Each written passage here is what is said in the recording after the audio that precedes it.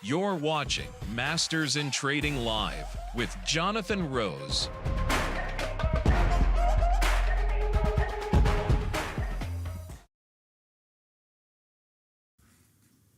Hey everybody, it's Jonathan Rose and welcome to Masters in Trading Live. Masters in Trading Live, I get on here each day the market's open, 11 a.m., go over the market, share some thoughts. Once in a while we'll share our trade of the day. I got a special show today. So if you've been watching Masters in Trading Live, you'll notice for the last couple of weeks, specifically last week, we've been taking off a lot of winners. We've been locking in a lot of winners because market's been moving quite a ton. So now that we've been able to take off some inventory, and we call our positions inventory, now we're looking to add positions once again because risk is coming out of the market. Volatility has really lowered, but we have a huge catalyst for later in the week. This week, Friday, is the first Friday of the month. The first Friday of the month is always non-farm payroll, okay? Unemployment Friday, that is the biggest market moving event of the week, and we have that event coming up this Friday. So for everybody in our all access, for everybody in our paid programs, we're gonna be releasing a whole slew of brand new trades today after MIT Live. On MIT Live, we're gonna talk about the QQQs, the critical line in the sand. We are right at a critical line in the sand. A line in the sand is just simply above that line in the sand is bullish, below that line in the sand is bearish. We have one number, QQQs, the NASDAQ is kind of sitting right at that line in the sand right now. So we're gonna talk about that. And then we're gonna talk about a topic near and dear to my heart called divergences. Where I'm different than most people is I don't look at one asset in isolation. Every single thing that we do is relative to something else, okay? Netflix might be inexpensive relative to Blockbuster. They're taking market share from Blockbuster. Amazon against Baba. US may be inexpensive relative to China, but Amazon and Baba are closely correlated. So we're gonna talk about that today. Super excited for today's show. I got the chat up. Welcome everybody. Eric, Ernie, Kim, Richard. Appreciate you guys getting in early, saying good morning. Let's go to the screen. Let's have some fun. Okay, here we got you. We're gonna start with the QQQs because this has been a hot topic, right? The QQQs is the NASDAQ. That's what's in front of you right now. When I took this snapshot, we were trading at 517. Right now, we are trading at like 520. No big deal, right? Well, this is what I'm looking at. We're looking at our 522 line in the sand. It's right around here, this 522. It's where we keep bumping up to on the daily, on the weekly. But if I move here, which is the next chart, QQQ 30-minute, I'm looking at this over the last 30 days. Look, 522. We keep bumping up to that 522 level. So when we talk about a line in the sand, when we talk about taking the market down to one number, one basic number and above, we're going to say the market is strong, above 522. And when the market is strong, VIX, the fear index goes lower, right? Because when the market is strong, there's less fear in the market. Now, if we can't hold that 522 level, guys, gals, guys, everybody, we're going to go lower. And then you'd see the VIX, the fear index, will go higher. So we're sticking with that 522 level. Great comment in the Discord by Richard. Richard, love that comment. I'm going to expand on your comment because Richard says, hey, MUB. The MUB doesn't look very good. What's the MUB? What is MUB? MUB, we've been talking about this as well. The MUB is going to be the municipal bonds. It's an ETF that's very liquid, but it's a great way for us to follow municipal bonds. A couple of weeks back, I shared 5 charts that we need to watch for the market to have some stability. Because in April, municipal bonds followed by the MUB got absolutely shellacked, right? Got absolutely crushed. So we were watching the MUB and saying, you know what, guys? Municipal bonds is one of the things that we need to stabilize in order for the market to rally. Once the MUB did stabilize, Richard, great comment, by the way.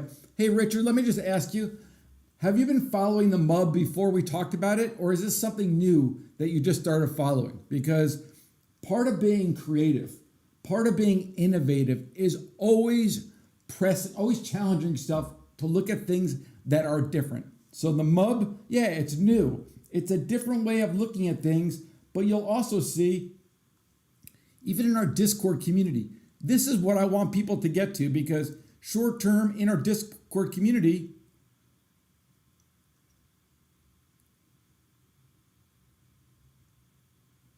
Kate here this morning, 9:16, the MUB, it's not looking healthy. The MUB was the tell. This morning, 9:20, I shared this with a bunch of colleagues, professional traders. Muni bonds are getting smoked this morning. Be careful, guys. That's definitely not bullish. So QQQs, the overall market is still extremely vulnerable. Why? Well, look at this move this morning from the MUB, municipal bonds. When the price of bonds goes lower, the yield goes higher. Looky here. I'm going to put this on 20 years because when I put it on 20 years, Len, is part of that the dividend?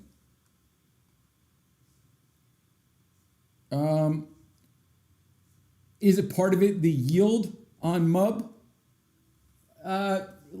Len, it's going off topic a little bit. It's all part of the yield. Yeah, I mean, so bonds. We're going to go on a little tangent here. But when bond prices go lower, the yields go higher. Okay, so as the price goes lower, municipal bond yields are going higher. As municipal bond yields go higher, that is bearish for the overall market. But looky here. This is why looking at the MUB, MUB is really, really important. I got you going back 20 years. Credit risk, okay? This is all credit risk. Don't want, is it dropping because of the dividend? Potentially. But this is what we have to watch out for. We're watching out for credit risk. Because if the MUB continues to trade lower, I'm afraid that we might have credit risk issues. Okay? So it's just another thing to watch. And because of the MUB is something to watch with that 522 level. Okay? Hopefully that makes sense. Overall, it's looking at the market differently than everybody else. Okay? Everyone looks at the market the same way. What I want you to do, what we do at Master the Trading, is I want you to look differently than everybody else. And that's going to bring me to my next chart. We talk about divergences all the time. Throughout my entire career, I got in the business in 1997. For my professional life, I've been a trader. I've never done anything else except trade. I moved to Chicago from New Jersey. I didn't know anybody.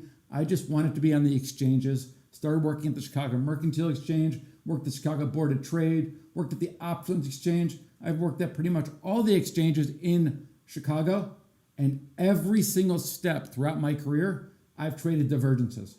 I have never just speculated on one asset. Never. Most people in Chicago, most of the professionals I know, trade divergences. So here's an example. 2 very highly correlated gun companies, Smith & Wesson and Ruger. If we're looking at these going back 3 years, over that 3-year time period, Ruger is down 40%. Smith & Wesson is down 37%. That's if you put the trade on 3 years ago and didn't do anything with it. But that's not what we do, because what we want to do is Ruger and Smith & Wesson are correlated. We want to give the benefit of the doubt that 3 years from now, they're going to be moving together. 3 years from now, one of these companies is not going to be up 100% while the other one's down 50%. I just don't think it's going to happen. So what we do is we want to wait for divergences. We want to know, why does Smith & Wesson get killed here, but Ruger catches a bid? Over time, that should normalize because they are very correlated companies. Same thing right here. Why does SWBI get so freaking strong, but Ruger just upticks a little bit, and then Ruger ticks down?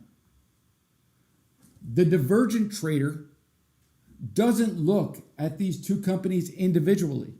Instead, it says, you know what? Over time, they're going to move together.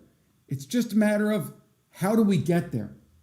It's so much easier looking at things as a divergence rather than trading outright, rather than just guessing whether Ruger is going to trade higher or whether Ruger is going to trade lower. Hopefully that makes sense. I'm going to walk you through a few different examples of these trades, because when I work with someone closely, it doesn't take me long to convince them that there's no other way to trade than by looking at divergences. Let's look at this one. These are cruise lines. This weekend, Barron's had a really bullish article on Viking. Okay, if you get a chance, go to Barron's, read the article on Viking. Well, when I see an article that's really bullish on one name in an industry, I want to look at its competitors.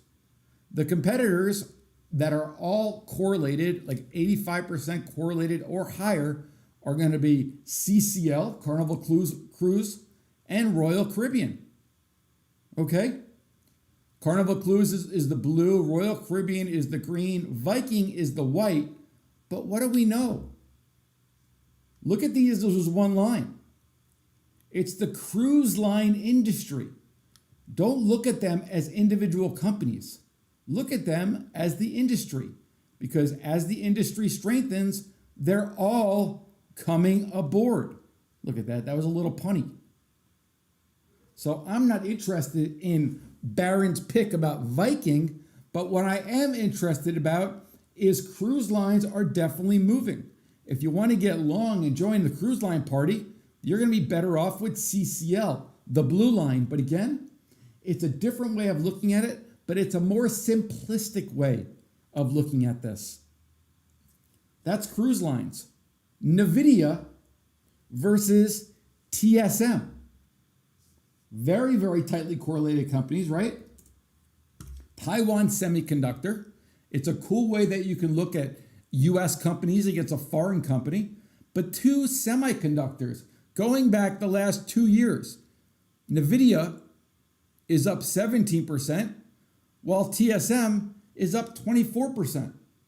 The trades that we're looking at are the divergences, guys. We want to look at the divergences. Right now, pretty close together. Look and wait around for those divergences. It's a really, really great way to trade. Really good one now, because we're dealing with tariffs. Amazon against Baba. Going back about 5 years, I think, for this, that looks like a pretty good divergence trade. Those look like pretty good divergence trades. This is a crazy big divergence trade that for a while, Baba was just doing absolutely nothing. Well, it still ended up working. It still ended up working big for somebody who had the patience to hold. Again, with tariffs, is Baba getting inexpensive relative to Amazon? Does this make sense, guys? Does looking at the market like this simplify things? Again, we look at things as an industry. Where one goes, The other one is going to closely follow. I got to tell you, again, being in the business for as long as I have, it is absolutely the greatest way, because you know what it does? It ties something down. If you're just buying a company like Enron, it can go to zero, right? If you're just selling a company like GameStop, it can go to 400. I like to use the analogy that if you go to a beach and you bring your dog, and your dog's a crazy dog, it wants to run all over the place. But if you take a stake and you stake that dog down, you stake his leash down, and he's got a 20-foot leash, and he can go wherever he wants. He can go all around, but he can never go too far because he's staked down. You always know where he is. That's how I look at divergences. Long silver, short gold. They're moving together. How far can silver go away from gold? How far can NVIDIA go away from Taiwan Semiconductor? How far can Viking trade away from Royal Caribbean Cruise and Carnival Cruise Lines? So that's how we look at it. It's a really straightforward way of looking at the market. Now, earlier I said that we were able to cover a whole bunch of trades in these last 2 weeks. Very, very cool. When we cover a whole bunch of trades, it's time to put some trades back on. So I'm going to shift over to All Access, and I have 5 new trades that are coming for my paid All Access crew. If you're not in, check it out, masterthantrading.com/earnings advantage deal. You can learn all about earnings or any one of our programs. Thanks so much for watching. Everybody in All Access, you guys don't go anywhere. We got a lot to talk about.